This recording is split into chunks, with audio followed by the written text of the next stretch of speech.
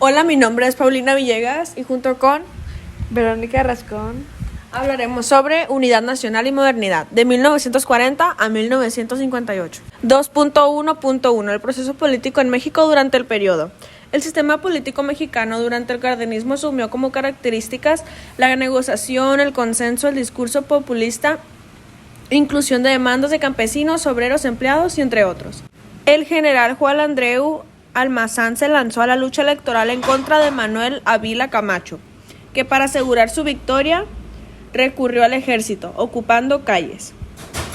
En las elecciones de 1940, la violencia se desató. Los choques entre grupos cardenistas y avilacamachistas por un lado y partidianos de Almazán, en la capital se hablaban más de 15 muertos y más de centenar de heridos, en su mayoría partidanos de Almazán. Los resultados dieron como triunfadora a Ávila Camacho. Los seguidores de Almazán consideraban que los resultados no eran reales y que les arrebataban la victoria, aunque eran 2.25 millones de votos contra 128,000 de Almazán. Cuando Ávila Camacho dejó la presidencia en 1946, volvió a darse una división interna del grupo en el poder. Con Ávila y el campo de reforma agraria seguía perdiendo terreno. Al estallar la Segunda Guerra Mundial en 1938, Lázaro Cárdenas dio a conocer que México se mantenía neutral.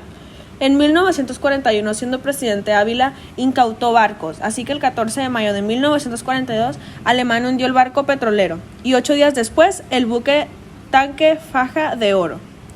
Finalmente, México envió a Filipinas el Escuadrón 201 para que luchara con los aliados japoneses. Y fue en 7 de agosto de 1947 cuando se dio la noticia de la bomba atómica que cayó en Hiroshima. El alemanismo dando nacimiento a la Federación de Participación del Pueblo.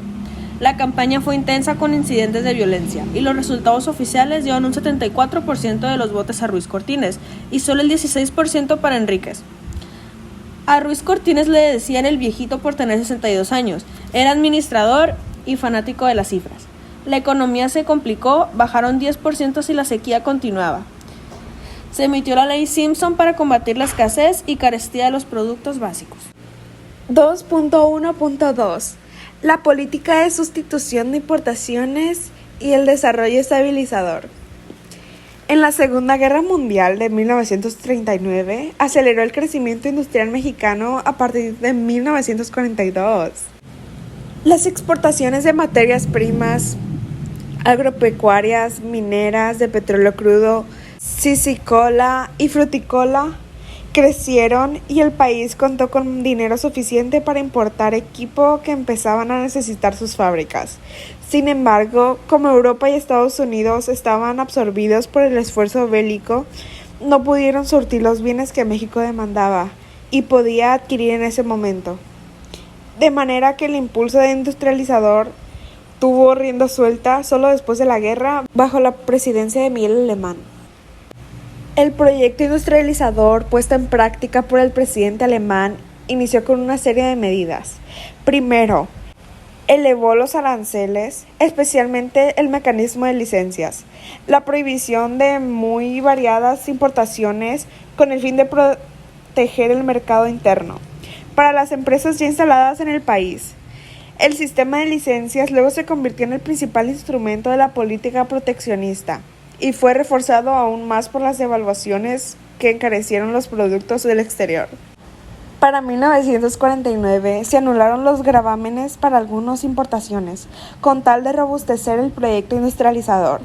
Se otorgaron poco más de 400 exenciones de impuestos que beneficiarán a las empresas siderúrgicas de cemento, de productos metálicos, químicos y de alimentos procesados, textiles y de materias de construcción. Durante los sexenios de Miguel Alemán, Adolfo Ruiz Cortines y Adolfo López Mateos, entre 1952 y 1964, el sector agropecuario dejó de proveer las divisas necesarias para adquirir maquinaria, equipo, instalaciones y tecnología en general, trabajo y bienes de capital.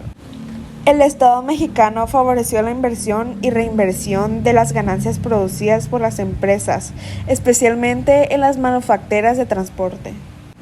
2.1.3 La industrialización del país y el milagro mexicano. El milagro mexicano se denomina el periodo durante el cual se aplicó el modelo de desarrollo estabilizador de 1946 a 1970. Durante esos 24 años, México entró en una etapa rápida, inusitado de crecimiento económico y aparente estabilidad política. Se construyeron muchos kilómetros de carreteras y varios aeropuertos. Se extendió la telefonía y las líneas del país. Tuvo un gran impulso en la empresa privada. México pasó de ser una sociedad tradicionalmente agraria, una sociedad industrial, con la migración del campo a la ciudad y el consiguiente freno a la reforma agraria.